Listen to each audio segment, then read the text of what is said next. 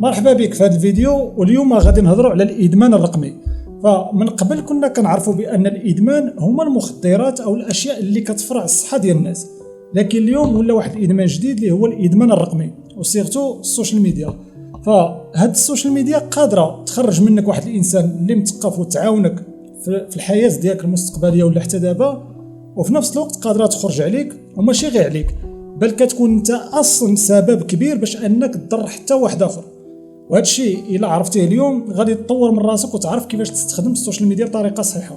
هذا الشيء كله غيتختصر في 3 ديال النقاط اللي هما اساسيين. اليوم ما غاديش نقول لك السوشيال ميديا هي السبب في الفشل ديالك ولا حتى شي حاجه، هذا الشيء فايت هضرنا عليه وعطينا الاسباب، لكن اليوم غادي تعرف 3 النقاط غادي يغيروا من الطريقه ديال الاستخدام ديالك السوشيال ميديا، وغادي تولي تخدمها للصالح ديالك وتنفع بها راسك وحتى ناس اخرين.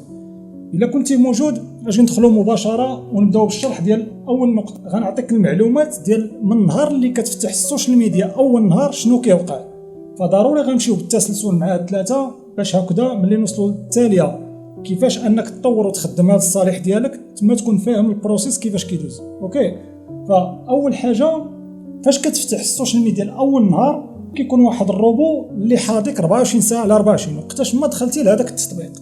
فالهدف ديالو هو يجمع عليك الماكسيموم ديال المعلومات، كيعرف الميول ديالك، كيعرف النوع ديال التليفون اللي عندك، الطبقه الاجتماعيه اللي انت فيها، واش خدام ولا ما خدامش، يعني كيجمع لك واحد العدد المعلومات اللي كبير بزاف. حتى المستوى الثقافي ديالك والمستوى ديال الوعي كيلعب عليه بزاف، حيت الا كنتي واحد الانسان اللي الوعي ديالك طالع فراه كيخاف انه يبروموتي لك اي حاجه ويعطيها لك تشوفها. لكن فاش كيكون المستوى ديال الوعي ديالك هابط بزاف فهذه هي الهمزه. علاش؟ لانك انت كتكون واحد الانسان اللي مستهلك باستمرار، وكل ما انت كتشوف الاعلانات واخا ما كتشريش كيربح معك بزاف ديال الفلوس. وما كيوقفش غير هنا في هذه المعلومات، بل كيمشي لواحد الحاجه اللي كتسمى الديب داتا او لا الديب داتا. اوكي، اللي هي كيتعمق في واحد المعلومات اللي ماشي اي واحد قادر يوصلهم. نعطيك غير مثال. اوكي، فإلا واحد البنت سجلت في الحساب ديالها بان هي بنت وكذا والعمر ديالها والسن وكذا وفين كتسكن او لادريس او اي حاجه، فهو ما كيكتفيش غير بهذاك المعلومات، بل كيقدر يعرف حتى الميول ديال داك البنت، واش هي ليزبيانه، واش راسيزم، واش يعني اي سلوك فيها لداخل الا وكيكون عارفه. وهذا الشيء كامل وهذه المعلومات اللي كيجمع يعني هي ماشي مضره ليك، بل هذا استراتيجيه من الاستراتيجيات اللي كيستعملوا الشركات وهو باش يربحوا الفلوس. ففي الاخير الهدف هما ادز او لا اعلانات بصفه عامه. اوكي، فهاد الشيء كامل فاش كيجمعوا وكيرتبوا كيولي كيعرف كيفاش يستهدفك بالاعلانات. باش ما نضيع لكش وقتك غنمسح هذا ونولي نعاود نخربق شي حاجه ونرجع لك. فالنقطه الثانيه اللي غنهضروا فيها دابا هي الالغوريثم. ضروري خصك تعرف الالغوريثم ديال السوشيال ميديا كامله كيفاش كتخدم، هكذا باش ملي نوصلوا للطريقه ديال كيفاش تغير وتخدم هذا الصالح ديالك تكون فاهم هذه النقطه، حيت غادي نرجعوا ليها. اوكي، فبالنسبه للسوشيال ميديا كيفاش كتخدم او الالغوريثم كيفاش كتخدم، هي كتكونتروليكم بجوج، يعني كتكونتروليك انت وصاحب المحتوى. اوكي، خلينا نقولوا هذا وصانع المحتوى هو هذا. بالنسبه لصانع المحتوى كيفاش كتكونترولي السوشيال ميديا، بل هي كتفرض عليه بعض الحوايج خصو يديرهم.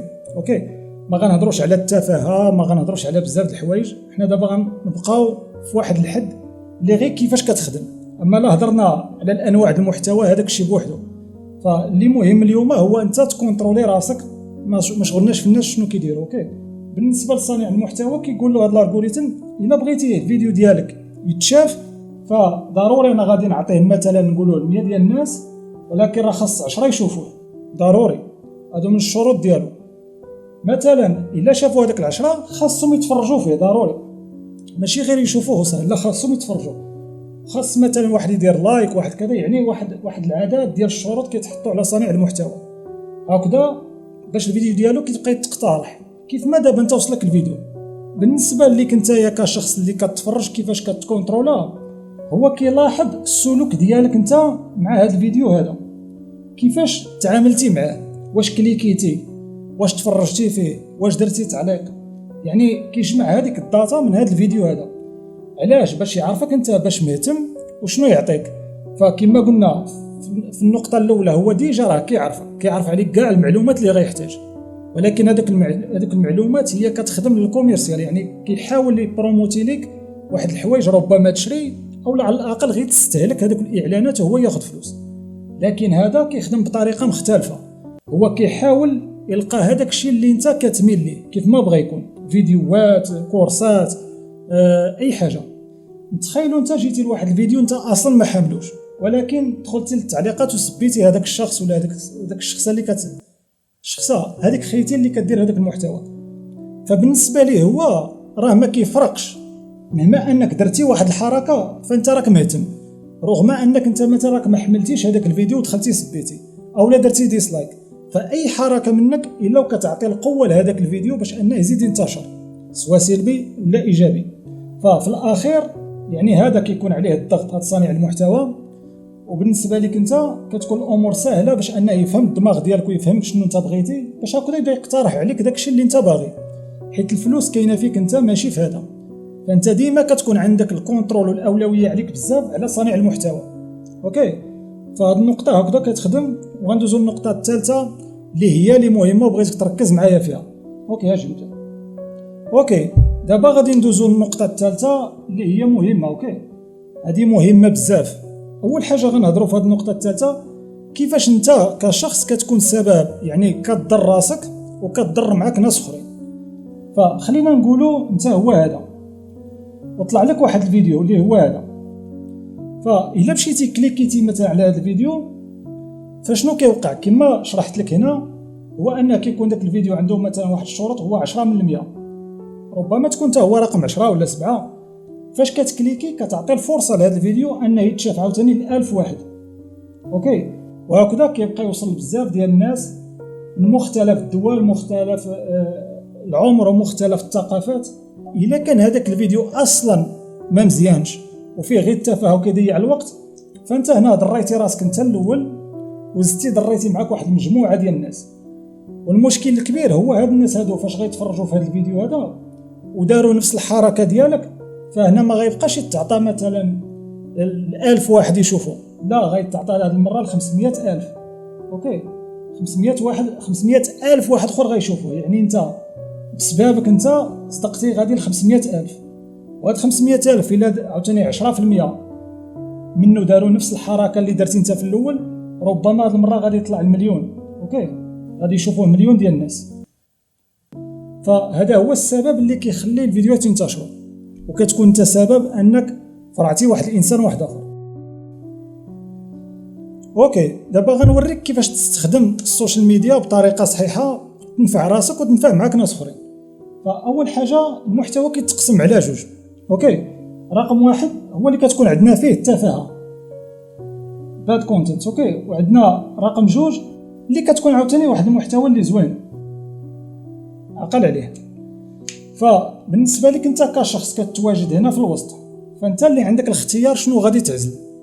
فبليز ما عمرك تبقى تصيد في هذوك العناوين ديال اجي تشوف كذا، اجي تشوف وحده شنو دارات، ولا ديما خوي راسك من هذوك المسائل. اوكي فالسوشيال ميديا كتخدم بحال السكامر، يعني ضروري خصني ندير لك شي حاجه باش تدخل الفيديو ديالي، باش الفيديو ديالي يمشي. كاينه وحده توريك المؤخره، كاين واحد يوريك شي عجب ما هواش. اوكي كياكل شي حناش ولا، فما تاثرش ديما بهذيك الصور المصغره. فاهم حاجه ديرها هنا هو تبقى تكليكي على المحتوى اللي هو ايجابي.